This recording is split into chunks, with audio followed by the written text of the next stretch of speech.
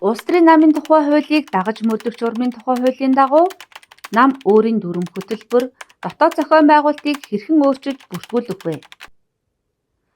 Нам өөрийн дүрм хөтөлбөр дотоод зохион байгуулалтыг улс төрийн намын тухай хуультай нийцүүлэх арга хэмжээг 2024 оны 7 сарын 1-ний өдрөөс хойш 6 сарын дотор авч хэрэгжүүлэх бөгөөд уг өөрчлөлтийг улсын дээдчүүхэд 30 хоногийн дотор бүртгүүлэхээр зохицуулсан. Улсын дээдчүүх намын дүрмд оруулсан нэмэлт өөрчлөлтийг бүртгэх эсхийг 30 хоногийн дотор шийднэ. Улс төрийн намын тухай хуулийн үзэл баримтлаас авч үзвэл дарга үүсгэн байгуулагчаас шууд хараад нэг хүн тойрсон бүлэглэл маягийн хэлбэртэй нэг гэр бүлийн нэг аж ахуй нэгжийн нам байж болохгүй талаар санал дэвшүүлж, намын дотоод ардчлалын асуудлыг наривчлан зохицуулж, хувийн болон бүлэглэлийн эрх ашиг идэвхжсэн байгааг зогсоох, намын гишүүдийг аливаа шийдвэрт оролцуулдаг, хяналт тавьдаг, хариуцлага тооцдог, эрх зүйн орчин бүрдүүлэх, намын гишүүдийн хяналтыг өргөжүүлэх, гишүүдийн оролцоог хангах, олонхын саналаар шийдвэрлэдэг зохион байгуулалтай байхаар хуулийг шинжилэн баталсан байна. Нам нь бүтцийн хувьд удирдах дээд байгууллага, удирдах байгууллага, гүйцэтгэх төв байгууллага гэсэн бүтцтэй байна. Намын гишүүдийн хурал болон төлөөлөгчдийн хурал нь намын дээд байгууллага юм. Харин удирдах байгууллага гэдэгт төлөөллийн төв байгууллагыг ойлгоно. Гүйцэтгэх төв байгууллага нь 3-аас доошгүй гишүүнтэй байна. Мөн намын дэргэд бодлогын судалгааны байгууллага ажиллана. Мөн намын дүрм хөтөлбөрийг батлах, түүнд нэмэлт өөрчлөлт оруулах болон сонгуульт нэр дэвшигчийг санал болгоход намын гишүүдийн оролцоог хангаж саналыг сонссон байна. Түүнчлэн нам нь хуралдаанд оролцсон гишүүдийн олонхын саналаар асуудлыг шийдвэрлэх бөгөөд эсвэл тодорхой асуудлыг дийлэнх олонхын саналаар шийдвэрлэхээр тусгайлан намын дүрмд зааж болно. Улс төрийн намын бүтэц зохион байгуулалт. Удирдах дээд байгууллага буюу их хурал. Удирдах дээд байгууллага буюу их хурлын бүрэлдэхүүнийг хэрхэн яаж сонгох, хэдэн гишүүнтэй байх, бүрэн эрхийн хугацаа ямар эрх хэмжээтэй байх, ямар чиглэлийг хэрэгжүүлэх талаар болон шийдвэр гаргах журмыг намын дүрмд тодорхой зааж өгнө. Жишээ нь танаа намын их хурал нь хуралдахдаа хэдэн гишүүнийг оролцуулах болохоо тодорхой заана.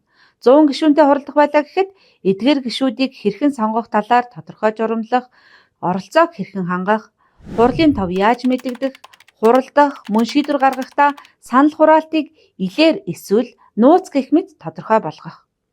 Мөн тухайн хуралдаанаар юуг хэлэлцэх талаар хэлэлцэх асуудлын товыг мэдэгдэх. Түүнийг баталгаажуулах журмыг мөн дүрмдээ заана. Намын удирдах дээд байгууллага нь 4 жилийн хугацаанд нэгээс доошгүй удаа хуралдсан байх ёстой.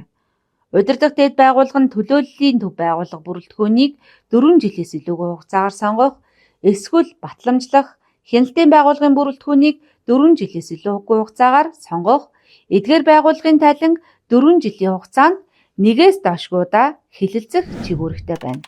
Зохион байгуулалтын хувьд намын бүтцийн байгууллага чиглэлүүд нь хоорондоо давхцахгүйгээр дүрмдээ зохицуулж өгнө. Өөрөөр хэлбэл удирдах дээд байгууллага нь намын сонгууль зохион байгуулах, өдөр тутмын чиглэлийг эсвэл төлөөллийн байгууллага нь гүйцэтгэх байгууллагын чиглэлийг хэрэгжүүлэх байна. Мөн намын төв байгууллага, гүйцэтгэх төв байгууллага болон хяналтын байгууллагын бүрэлдэхүүнд аль нэг хүйсийн төлөөлөл 40%-аас доошгүй байх хуулийн шаардлагад нийцүүлэн намын дүрмдээ хүйсийн харьцаа эмэгтэй хэдэн хувь, эрэгтэй хэдэн хувь байх яаж зохицуулах талаар тодорхой зааж өгөх юм. Улс төрийн намын дотоод зохион байгуулалт үйл ажиллагааг ардчилсан зарчимд нийцүүлж, намын удирдах дээд байгууллага, төлөөллийн төв байгууллага, гүйцэтгэх төв байгууллага болон хяналтын байгууллагын бүрэлдэхүүнийг бүртгүүлэхдээ дараах шаардлагыг хангах талаар дүрмдээ тусгаж өгнө. Үүнд нууц санал хураалтыг яаж хийх талаар тодорхой заах, гишүүдийн оролцоо, ил тод байдлыг хэрхэн хангах, нэр дэвшүүлэхдээ аль нэг хүйсийн төлөөлөл 30%-аас доошгүй байх, мөн цахимаар хурал явуулах журмыг намын дүрмдээ заана. Төлөөллийн төв байгууллага. Төлөөллийн төв байгууллагын бүрэлдэхүүнийг хэрхэн яаж сонгох, гишүүдийн тоо, бүрэн эрхийн хугацааг тодорхой заах, ямар эрх хэмжээтэй байх талаар мөн төлөөллийн төв байгууллага нь ямар хугацаанд хуралдах болон шийдвэр гаргах журмыг намын дүрмд тодорхой зааж өгнө. Жишээлбэл намын дүрмд төлөөллийн төв байгууллага 100 хүртэл гишүүнтэй байна гэж зааж болохгүй. Өөрөөр хэлбэл хүртэл гэдэг нь маргаан үсэх 100 гишүүнээс 40 гишүүн оролцуулаад хурлах байдлаар маргаан үсэг үндэслэл болох юм. Иймээс намын төлөөллийн төв байгууллагын бүрэлдэхүүний тоог намын дүрмэнд тодорхой тусгана хүртэл гэсэн ойлголт хэрэглэхгүй юм. Нам нь төлөөллийн төв байгууллагын гишүүдийн нэрсийг өөрийн цахим хуудасд байршуулж сонгуулийн ерөнхий хороонд уг мэдээлэлээ хүргүүлэх бөгөөд цаашид мэдээлэлд орсон өөрчлөлтийг тухай бүр сонгуулийн ерөнхий хороонд хүргүүлнэ. Нам удирдах дээд байгууллагын чөлөө цагт ажиллах намын төлөөллийн төв байгууллагатай байх бөгөөд түүнийг жил тутам 1-ээс доош удаа хуралдуулна. Намын төлөөллийн төв байгууллагын гишүүдийн 3-2-оос доошгүй санал гаргавал намын дүрмэнд нэмэлт өөрчлөлт оруулах асуудлыг хэлэлцэн шийдвэрлэж болно. Энэ нэмэлт өөрчлөлт нь намын дүрмийн 3/1-ээс хэтрэхгүй байна. Намын дүрм заасны дагуу намын удирдах дээд байгууллага эсвэл төлөөллийн төв байгууллага нь намын гүйцэтгэх төв байгууллагын 4 жилээс илүүгүй хугацаагаар сонгоно. Төлөөллийн төв байгууллага нь сонгуульд намаас нэр дэвшигчийг сонгох, хорооны бүрэлдэхүүнд тавих шаардлага, түүнийг байгуулах, ашиг сонирхлын зөрчлийг зохицуулах болон үйл ажиллагааны журмыг батлах бөгөөд улсын хурлын гишүүний албан тушаалыг хаших, ёс зүйн болон хууль тогтоомж холбогдох журмаар тогтоосон бусад шаардлагад үндэслэн нууцаар гишүүдийн оролцоо, ил тод байдлыг хэрхэн хангах талаар тодорхой зохицуултыг намын дүрмэнд зааж өгнө. Гүйцэтгэх төв байгууллага. Гүйцэтгэх байгууллагын бүрэлдэхүүнийг хэрхэн сонгох, гишүүдийн тоо, бүрэн эрхийн хугацааг тодорхой заах, ямар эрх хэмжээтэй байх талаар мөн гүйцэтгэх төв байгууллага нь ямар хугацаанд хуралдах болон шийдвэр гаргах журмыг намын дүрмэнд тодорхой зааж өгнө. Намын санхүүгийн тайлан сонгуулийн төв байгууллагад хүргүүлэхээс өмнө намын гүйцэтгэх төв байгууллага хэлэлцэнэ. Намын дарга. Улс төрийн намын дүрмдээ их хурал эсвэл төлөөллийн төв байгууллагын аль нь намын даргыг сонгох, чөлөөлөх, огцруулах эрх хэмжээтэй байх талаар тодорхой зааж өгнө. Мөн даргын бүрэн эрхийн хугацаа хэрэгжүүлэх чиглэлэг эрх хэмжээг нь дүрмж тусгана. Хяналтын байгууллага.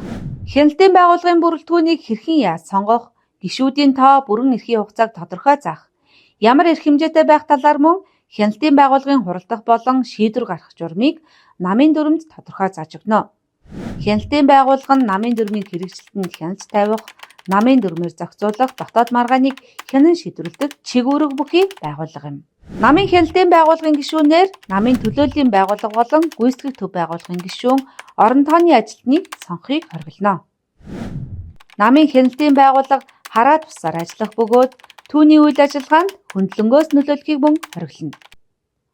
Намын хяналтын байгууллага нь ямар маргааныг хянан шийдвэрлэх вэ? Үүнд намын дүрм зөрчсөн хэсэг, нам болон түүний гишүүн хооронд үүссэн, намын дотоод сонгуультай холбогдсон үүссэн, намын санхүүгийн үйл ажиллагаатай холбоотой маргааныг шийдвэрлэнэ. Намын салбар нэгж. Намын салбар болон бүтцийн нэгжийг байгуулах, татан буулгах үндэслэл журмыг дүрмдээ тодорхой зааж, ямар шаардлага хангасан тохиолдолд салбар нэгж байгуулагдсан гэж үзэх, хэдэн гишүүнтэй байх, яаж бүртгэх, салбар нэгжийн даргыг яаж сонгох, чөлөөлөх зэргийг тодорхой заана. Төрөөс үзүүлэх санхүүгийн дэмжлэгийг салбар болон бүтцийн нэгжид хуваарлах асуудлыг намын дүрмээр зохицуулах тул нам дүрмдээ салбар нэгжид төрөөс үзүүлэх санхүүгийн дэмжлэгийг хэрхэн хуваарлах талаар тодорхой тусгаж өгөх ёстой. Сонгуулийн хороо. Монгол Улсын их хурлын сонгуульд намаас нэр дэвшигчийг сонгох, намын төлөөллийн төв байгууллагыг сонгох, их хуралд оролцох гишүүнийг сонгох ажлыг зохион байгуулах хороотой байж болно. Монгол Улсын их хурлын сонгуульд намаас нэр дэвшигчийг сонгохдоо нууц санал хураалт явуулах, гишүүдийн оролцоо, ил тод байдлыг хангах, нэр дэвшүүлэхдээ аль нэг хүйсийн төлөөлөл 30%-аас доошгүй байх шаардлагыг баримталж, тухайн албан тушаалыг хаших, ёс зүйн болон хууль тогтоомж холбогдох журмаар тогтоосон бусад шаардлагад үндэслэнэ. Сонгуулийн хорооны гишүүдийг намын аль байгууллагаас хэрхэн сонгох, гишүүдийн тоо, шийдвэр гаргах журмыг намын дүрмэнд тодорхой зааж өгнө. Судалгааны байгууллага. Намын бодлого боловсруулахад зөвлөх, судалгаа хийх, намын гишүүдийг сургаж бэлтгэх, иргэдийн улс төрийн боловсролыг дэмжих үүрэг бүхий бодлогын судалгааны байгууллага намын дэргэд ажиллана.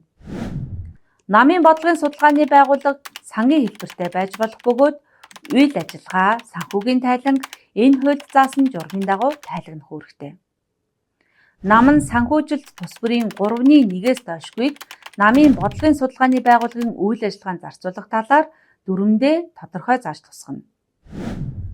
Төрийн санхүүжилтийн 15-аас доошгүй хувийг намын хөтөлбөр бодлого боловсруулахад чиглэсэн судалгаа хийх, төсөл хөтөлбөр хэрэгжүүлэх, намын дотоод ардчлалыг хөгжүүлэхэд зарцуулах юм а. Намын санхүүжилт. Алдаа зөрчлөө арилгаж, санхүүгийн тайлангаа шинжилэн ирүүлээгүй бол сонгуулийн төв байгууллага тухайн намд төрийн санхүүжилтийн хэсгийг дараагийн жилд олохгүй, уг алдаа зөрчлийг намын орон нутгийн нэгж гаргасан тохиолдолд тухайн асуудлыг хэрхэн шийдвэрлэх талаар нам өөрийн дүрмдээ зохицуулна. Хоригдсон этгээдээс хандив хүлээн авсан алдаа зөрчлийг намын орон нутгийн салбар нэгж гаргах тохиолдолд түүнийг хэрхэн зохицуулах заалтыг нам дүрмдээ зана. Намын гишүүнээс хасах гишүүний төлөх татвар. Хяналтын байгууллага шийдвэрлэх бөгөөд хэрхэн яаж шийдэх талаар дүрмдээ тусгана. Дүрмд ямар тохиолдолд намын дүрмийг санаатай зөрчсөн, эсвэл намын үнэт зүйл зарчмыг ностой зөрчсөн гэдгийг тодорхой тусгах ёстой. Жишээ нь намын дүрмийг 2 ба түүнээс дээш удаа зөрчсөн бол санаатай зөрчил тооцох хэсэг, намын үнэт зүйл зарчмыг ностой зөрчсөн гэдэгт ямар зөрчлийг хамааруулах талаар тодорхой дүрмдээ тусахыг анхаарна. Гишүүний татварын хэмжээ, бүрдүүлэлтийг тухайн намын дүрмээр тогтоож өгөхөөр мөн заасан. Нам өөрийн дүрм журмаар намын гишүүний татварыг хөнгөлөх чөлөөлөхөөр зохицуулж болно. Иймээс намын гишүүний татварыг ямар тохиолдолд хөнгөлөх талаар дүрмдээ тодорхой зааж өгнө.